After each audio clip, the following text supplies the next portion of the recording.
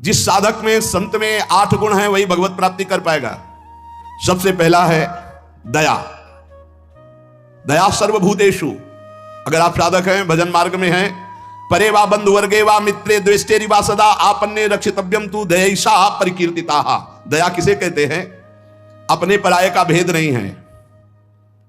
मित्र हो या शत्रु हो, वो भारी दुख में पड़ा हुआ है तो जितना हमें शारीरिक बल, बौद्धिक बल, तप बल प्राप्त है, हम उसका प्रयोग करके उसकी रक्षा कर ले, पर आसक्त ना हो।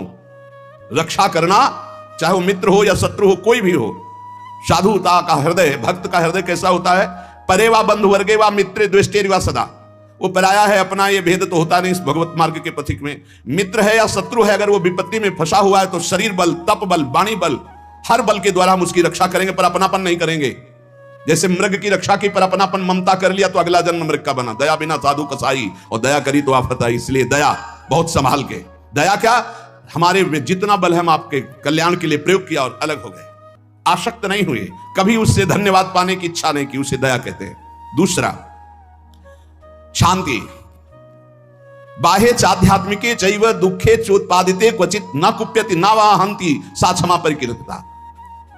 ये साधक के लक्षण। पहला दया, दूसरा ऐसा क्षमा कि कोई आपको शारीरिक या मानसिक पीड़ा पहुंचा रहा है, आपको क्रोध नहीं आना चाहिए, उसे ना मारना है, ना कड़वे वचन बोलने, ना संकल्प के द्वारा उसको नष्ट करना है। इसी का नाम शांति, इसी का नाम क्षमा है। जिसके अंदर दया है, शांति और क्षमा है। ना गुणान गुणिनो हंति स्तौमि मंद गुणानपि नान्य दोषेषु रमते शानुसूया प्रकृतिता।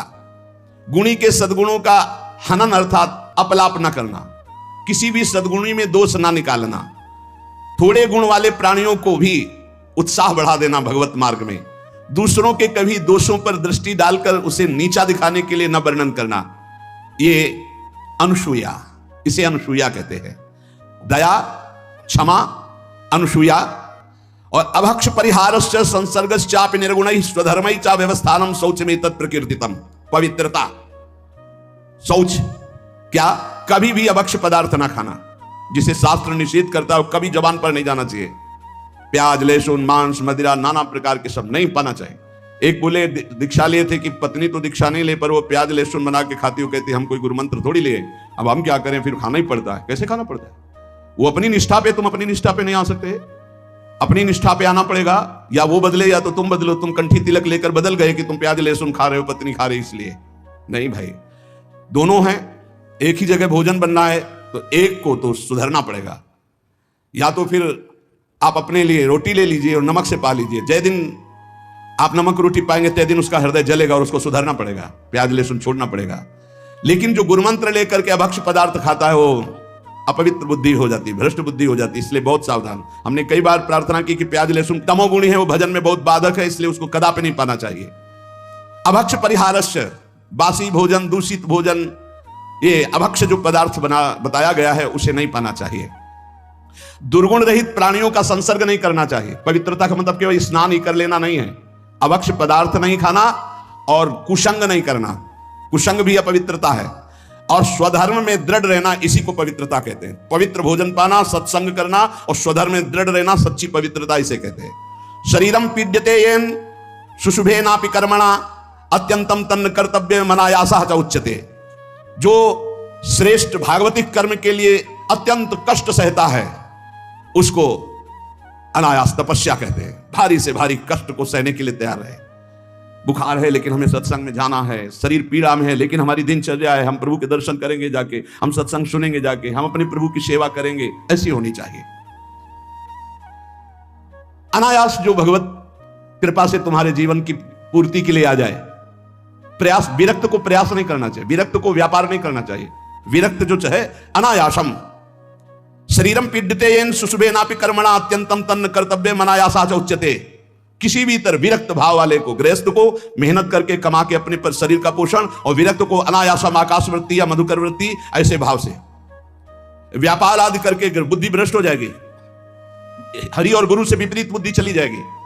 अरे भाई तुम कितना कमा सकते हो, देनहार कोई और है, देत रहते दिन रैन, लोग भरम मुंह पे करे तासो नीचे नयन। अरे वो लक्ष्मीपति ऐसे, अरे जो चाहिए नहीं हो हमारे को क्या, हम तो, हमें प्रभु चाहिए, फिर कैसे। बहुत सावधान, बहुत सावधान। कभी कभी गुरुजन संकोच करते हैं तो इशारा उनका समझना चाहिए और जब वो प्रकट कह दे तो भूल जाओ, अगर कदम उसी मार्ग पर रखोगे तो बहुत दूर निकल जाओगे, बहुत फिसल जाओगे। अनंत जन्मों के बाद अवसर मिला है माया से मुक्त होने के लिए। प्रशस्ताचरणम नित्य म प्रशस्ति विसर्जनम एतद्य मंगलम प्रोक्तम मुनिभिस्तत्वदर्शिभी। सदैव गुरुदेव के उपदेश और शास्त्र सम्मत कर्म करना चाहिए, कोई भी अशुभ कर्म नहीं करना चाहिए। तत्वदर्शी मुनियों द्वारा बताए हुए मार्ग से सदैव मंगल होता है, इसे मंगल कहते हैं। स्तोकादपि प्रदातव्य मदीने नान्तरात्मना अहन्यानि यत्किंच कार्पण्यम ही तत् स्मृतम। अगर थोड़ी वस्तु मिली तो प्रसन्न रहो, अधिक मिली है तो प्रसन्न रहो, किसी भी स्थिति में असंतुष्ट मत रहो। प्रसन्नता ही सबसे बड़ी उपलब्धि है।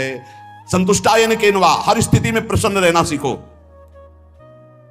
मंगलम और अकार्पण्यम और अस्पृहा यथालाभेन संतोषा कर्तव्यो हृत वस्तुना परस्यात् चिंतयित्वार्थम सा स्पृहा परिकीर्तिता। कभी दूसरे से इच्छा मत करो, कभी दूसरे के वैभव की याचना मत करो। जब प्रभु को आपको देना होगा तो बिना मांगे दे देंगे। संतोष धन धारण करो, अस्पृहा, ये जिसमें होते हैं उसे भगवत प्राप्ति होती है। पहला है दया, दूसरा है क्षमा, फिर तीसरा है अनुसूया, चौथा है शौच पवित्रता, फिर अनायास जीवन की पूर्ति, और मंगल कार्पण्य और स्पृहा रहित। ये दीनता नहीं होनी चाहिए भोगों के लिए, किसी से इच्छा नहीं होनी, और निरंतर भगवत चिंतन। अब कह रहे हैं कि ये 10 बातें भगवत मार्ग के पथिक को त्याग देनी चाहिए। पर द्रव्येष्वभिध्यानम, दूसरे के धन का अपहरण करने की वृत्ति, चाहे विरक्त हो चाहे गृहस्थ हो। पर द्रव्येष्वभिध्यानम मनसानिष्ट चिंतनम, जो मन से भी दूसरे के धन का चिंतन करने लगता है तो खुद उसका अनिष्ट शुरू हो जाता है। शास्त्र की बात मान लो, जिम हरि शरण न एको बाधा, सुखी मीन जहां नीर अगाधा। तुम भगवान से विमुख होकर जीत पाओगे। पर द्रव्येष्वभिध्यानम, ये मायावी लोग मिल जाते हैं। अगर धन का चिंतन करोगे मिल जाएंगे। बहुत बहुत मारा घूम रहा है रुपया, रुपया के लिए भगवत मार्ग, चाहे गृहस्थ हो चाहे विरक्त। रुपया कोई भगवत प्राप्ति नहीं कराता, केवल भोग देता है। तो भगवान जैसे रखें वैसे धर्म पूर्वक चलो, अन्याय पूर्वक या चिंतन पूर्वक नहीं। चिंतन नहीं धन का, चिंतन हरि का। मनसानिष्ट चिंतनम, चिंतन करोगे तुम्हारा अनिष्ट कर देगा रुपया। ये संसारी पुरुष नहीं समझ, रात दिन उसी की चिंतन करते हैं, तभी डिप्रेशन में पहुंच जाते हैं। नाना प्रकार की कुभावनाएं प्रकट होने लगती है। जिसको इस जन्म में परमानंद की अनुभूति करनी है उसको सावधान। पारुष्य अनृतम चैव पैशून्यम चापि सर्वशा। अगर परलोक की प्राप्ति करनी, परम धाम जाना है, तो आप चुगली करना, निंदा करना, दूसरे की बातें करना छोड़ दो। दूसरे के धन का चिंतन, अपहरण करना छोड़ दो। मिथ्या भाषण, परनिंदा और असंबद्ध प्रलाप ये साधक में नहीं होना चाहिए। असंबद्ध प्रलाप, चुगली, निंदा ये जबान में नहीं होना चाहिए। और कह रहे हैं अदत्तानाम उपादानम हिंसा चैवा विधानता परदारोप सेवा चा शारीरम त्रिविधम स्मृतम। बिना किसी के दिए हुए किसी वस्तु का स्पर्श मत करो। देने पर भी तब देखो कि तुम्हारे योग्य है कि नहीं। और परदार रति, चूंकि ये गृहस्थ या विरक्त कोई भी भगवत प्राप्ति के लिए चले, उसके लिए किसी भी परदार रति, दूसरे की स्त्री के प्रति तनिक भी लगाव नहीं होना चाहिए काम भाव का। अगर काम भाव का जरा भी लगाव है तो तुम्हारा पतन हो जाएगा। बहुत एक विचित्र इस समय कलिकाल का प्रभाव चल रहा है, इस पर दृष्टि ही नहीं जा रही। ये जो व्यभिचार प्रवृत्ति है इसको एक मनोरंजन मान लिया गया है, इसको एक खिलवाड़ मान लिया, इसे एक सीमा में रखा गया है। एक सीमा में रखा, पाणी ग्रहण संस्कार कर स्वीकार करके फिर धर्म पूर्वक चलो, वैराग्य हो जाएगा। अधर्म पूर्वक चलोगे आसक्त हो जाओगे। परदार रति ये नरक प्राप्ति का हेतु है। इसलिए उपासक जो भगवत प्राप्ति करना चाहता है अशुभ कर्मों से बचे, परदार रति से बचे। किसी भी तरह से जो अपवित्र वस्तु दी जाए उसको स्पर्श न करे। हमारे लिए क्या पवित्र है? विरक्त के लिए हम भगवत मार्ग के पथिक हैं, जितना हमें चाहिए उतना मांग लेंगे। जो नहीं चाहिए वो हमारे लिए सब अपवित्र, हमें नहीं चाहिए, नहीं चाहिए। और गृहस्थ के लिए धर्म पूर्वक कमाई हुई वस्तु किसी के दान दक्षिणा या किसी का यह ऐसा स्वीकार न करे, बहुत हानिकारक होता है। दोषै प्रयुक्ता शरीरेण प्रवर्तमानो हिंसास्ते प्रसिद्धम मैथुनान्याचरति। जो दोषों को स्वीकार करके इस मार्ग में चलता, बहुत बुरी तरह चारों खाना चित्त गिरता है परमार्थ में। कई तरह के मैथुन होते हैं, उन मैथुनों से बचे। अष्ट मैथुनों का वर्णन आया है। ये कुकर्म आचरण करने वाला कभी भगवत प्राप्ति के मार्ग में अग्रसर ही नहीं हो सकता। इसलिए शास्त्र है बहुत सावधानी से, गृहस्थ हो चाहे विरक्त, अगर शुद्ध सच्चिदानंद का आनंद लेना चाहते हो, दुखों से अपने आप को बचाना चाहते हो, तो हर प्रकार के मैथुनों से बचने की चेष्टा करें। पर पीड़यन, दूसरे को कभी दुख न दे। मिथ्या भाषण, कशोर भाषण, ये सब कुकर्म के अंतर्गत ही आता है। परद्रोह, अन्यायपूर्वक परद्रव्य ग्रहण नास्तिकता पैदा कर देता है। परद्रव्य अन्यायपूर्वक ये नास्तिकता पैदा कर देता है, भगवान से बिल्कुल विमुख कर देता है। भगवान छूट गए तो सब मिला मिलाया, सब प्राण छूटने के बाद कुछ नहीं तुम्हारे पास। भगवान है तो सब कुछ है, नास्तिकता ना आने पावे। परद्रव्य ग्रहण से अन्यायपूर्वक, न्याय कहते हैं जो धर्म शास्त्र आज्ञा करते हैं, अन्यायपूर्वक धन ग्रहण करना ये नास्तिकता पैदा कर देता है। नास्तिकता क्यों आई है? क्योंकि पापाचरण है तभी नास्तिकता आती है। उपासक को सावधानी पूर्वक दुष्संग से बचना चाहिए। दुष्संग कई तरह का होता है। यदि दुर्जनों का संग मिल जाए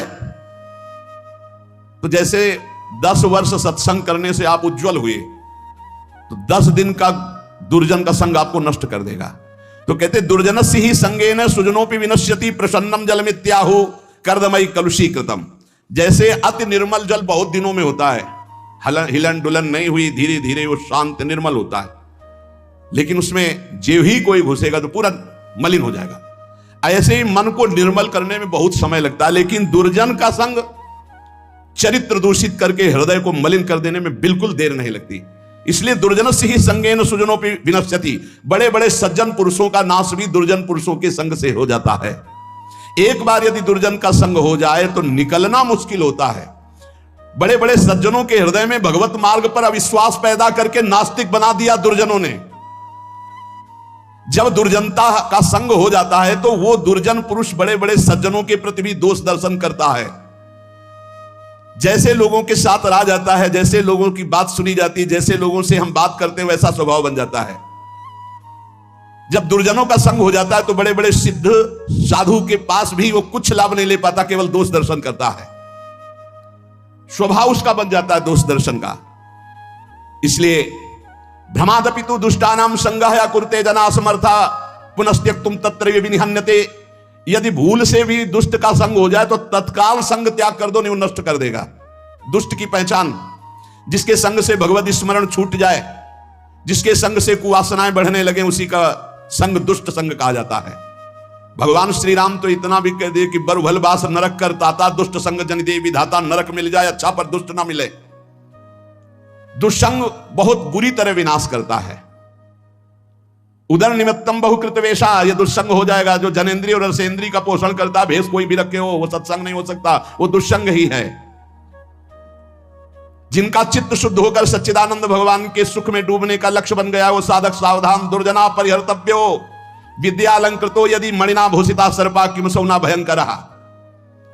दुर्जन मनुष्य हो, बहुत विद्वान हो, तो तुम्हारा नाश ही कर देगा। जैसे मणि से भूषित सांप हो तो क्या विष नहीं छोड़ेगा? वो विष ही छोड़ेगा। इसलिए बहुत संभल करके। सद्भिरासीत सततम सद्भि कुर्वीत संगीतम सद्भिर विवादम मैत्रीम च ना सद्भि किंचिदाचरेत। संत पुरुषों के साथ रहो, संत पुरुषों का संग करो, उनसे विवाद मत करो, जैसा वो कह रहे हैं वैसे करो। सज्जन पुरुषों के संग से तुम्हारे हृदय में सज्जनता आएगी, और दुर्जनों का संपर्क तुम्हारे हृदय में अश्रद्धा पैदा कर देगा। कैसा? अब जिस संत से मिलोगे तुम्हारे अंदर अश्रद्धा है तो तुम वहां दोष दर्शन करोगे। महापुरुषों के समीप रहते हुए भी तुम कुछ नहीं प्राप्त कर पाओगे। जाड्याम धियो हरति सिंचन्ति वाचम सत्यम मनोन्नतिम दिशति पापमपा करोति चेतः प्रसादयति दिक्षु तनोति कीर्तिम सत्संगति कथम किम न करोति पुंसाम। जब सत्संग मिलता है तो हृदय का कूड़ा करकट दूर हो जाता है, काम क्रोध ये नष्ट हो जाते हैं, बुद्धि विवेकवान होकर भगवान की तरफ बढ़ती है। और जब कुसंग मिलता है तो ऐसी संशयमय बुद्धि हो जाती है कि बड़े बड़े संत महात्माओं के समीप जाकर के भी वो दुर्लभ लाभ ना लेकर वो दोष दर्शन करता रहता है। समीप में दूर दूर से आकर लोग उनके दर्शन और उनके वचन सुनकर अपना परम कल्याण कर लेते हैं, लेकिन दुर्जन स्वभाव वाला, दुर्जन संग करने वाला उनके समीप रहकर उनकी निंदा करता है, उनके दोष दर्शन करता है, उनसे लाभ नहीं ले पाता है। अनेकों बार बड़े महापुरुषों का संग प्राप्त होने पर भी वो अगम में रहते हैं, वो उनका लाभ नहीं ले पाते। इसलिए देवर्षि नारद जी ने बताया कि साधु संग अगम्य है। साधु के समीप रहना, साधु के समीप जाना, अगर आपके अंदर दुष्टता है, दुष्ट स्वभाव है, तो आप उसका लाभ नहीं ले पाएंगे। दूर दूर से आकर लोग दर्शन संभाषण और अपना परिवर्तन कर रहे हो, समीप रहकर दुष्ट स्वभाव होने के कारण, वो साधु में दोष दर्शन करने के कारण लाभ नहीं ले पाते। सरसैया में पड़े हुए भीष्म जी ने युधिष्ठिर जी को उपदेश दिया, ध्यान से सुन ले, इसी जन्म में भगवत प्राप्ति हो जाएगी। जो पुरुष इसी जन्म में भगवत प्राप्ति करना चाहता है, मनुष्य शरीरधारी, वो पहले आहार पर संयम करे, उसे सूक्ष्म करे, इतना कम ना करे कि भोजन का चिंतन हो, पर इतना भी ना करे कि डकार आवे। भगवत प्राप्ति करनी है तो ये बात पकड़ लो, हजारों जगह शास्त्रों में बात लिखी, मिता आहार, भिक्षान्नम औषधम, जैसे औषधि पाई जाती है ऐसे बहुत संभाल के खाओ पियो, जितने से एकदम आपका शरीर हल्का बना रहे। एक दो शरीरों को तो रोग हो जाता है, वो क्या कहते हैं, जो गले में होती गांठ, थायराइड है ऐसे, वो तो बात अलग है कि भाई अब थायराइड हो गया है, नहीं तो खाईराइड में ज्यादा तगड़ाहट हो रही। खाईराइड खूब खाते चले जा रहे। जिसको इस जन्म में भगवत प्राप्ति करनी, भोजन पर पहले सुधार करे, अल्पाहार और सात्विक भोजन, चाट चटोरा भोजन की तरफ से बचे। अगर भगवत प्राप्ति करनी है, अल्पाहार करे, प्रकृति से परे अविनाशी पद की प्राप्ति के लिए प्रकृति के आकर्षण पर विजय प्राप्त करना पड़ेगा। जो साधक घर में रहकर या घर छोड़कर, दोनों साधक होते हैं, गृहस्थी और विरक्ति, जो घर में रहकर साधना कर रहे हैं उनको चाहिए किसी और का ना खाएं, अपनी मेहनत का कमाया हुआ ही भोजन पावे, चाहे जहां जाए, कहीं किसी और का ना खाएं। 10 रुपए का खाया है, 20 दे दो, तुम्हारे को भगवत प्राप्ति करना है। कभी ऐसा नहीं कि रास्ते में भंडारा बट रहा है, हलवा बट रहा है, दबा के पा लिया, चलो यार कम से कम बचे तो 100-200 रुपए, नहीं बचे नहीं, जिसके लिए आए थे वो सब ले गया। वो गृहस्थ आदमी को अगर किसी का पानी भी पियो तो 5 रुपया उसको दे दो, 2 रुपया दे दो, नहीं रुपया दे दिया, वहां 2-4 दोना पत्तल उठा करके आसपास सेवा, कुछ सेवा कर दो। कोई तुम्हारे सुकृत ना लेने पावे भगवत प्राप्ति के मार्ग। अगर विरक्त है तो भिक्षान्नम औषधम, विषयों के सामने उपस्थित होने पर भोगने की इच्छा ना होना। गृहस्थ हो, तुम्हारे धर्म के विरुद्ध भोग का अवसर आ गया, हट जाओ, भाग जाओ, प्राण बचा लो, मत भोगना, नहीं तो भगवत प्राप्ति में बाधा। और विरक्त है, भोग सामग्री एकदम एकत्रित है, एकांत है, भोग लो, नहीं भोगना, क्योंकि मुझे भगवत प्राप्ति करनी है। नेत्र से, वाणी से, मन से किसी भी दूषित भोग को ना भोगना। नेत्रों से भी भोगना होता है। आप मोबाइल में देख रहे हो या छुप के देख रहे हो, ये ऐसा दृश्य देख रहे हो, ये नेत्रों से भोग हो गया, ये आपको नष्ट कर देगा। नेत्रों से बहुत नष्ट हो चुके हैं, नेत्र ही है जो दिखा करके भ्रष्ट हो गए। किसी के सामने ना, तो एकांत में नेत्र से भोग भोगना, वाणी से, मन से, बिल्कुल दूषित वार्ता करना, दूषित संकल्प करना, दूषित दृश्य देखना है, भगवत प्राप्ति करना है तो चाहे गृहस्थ हो चाहे विरक्त, बचो इससे। किसी भी प्राणी से अतिवाद करना, बहुत बातें करना, मित्रता बना लेना, वैर कर लेना, यह सब नहीं। भगवत प्राप्ति के मार्ग में ये भीष्म पितामह जी उपदेश कर रहे। किसी के सामने अभिमान भरा वचन बोलना, अभिमान भरी क्रिया करना, अभिमान भरी चेष्टा करना, जैसे अभिमान हो जाता है। अहंकार भरी बात, अहंकार भरी क्रिया, अहंकार भरी कोई चेष्टा ना करे। यदि तुम्हें कोई क्रोध दिला रहा है तो तुम क्रोध ना करके मीठे वचन से ही उत्तर दो।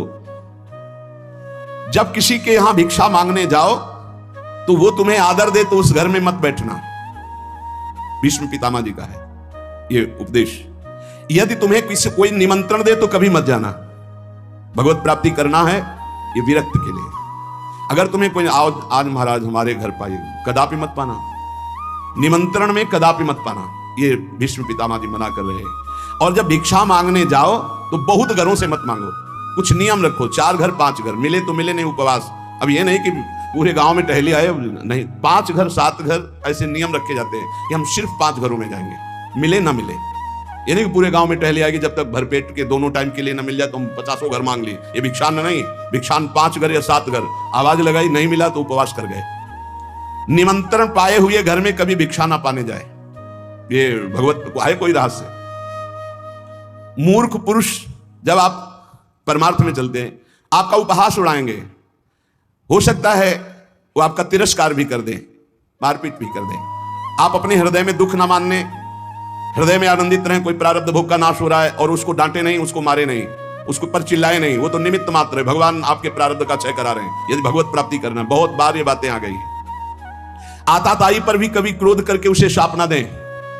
साप देने का मतलब है भजन का फल है। अगर भजन है, सच्चाई से चल रहे हो आप, अंदर से सोच ले बहुत सता लिया तो भोगेगा, तो पक्का भोगेगा, इसमें कोई संशय नहीं। क्योंकि भजन एक अमोघ शक्ति है, जिधर जाएगी उधर। तो हमारा भजन मंगल के लिए कि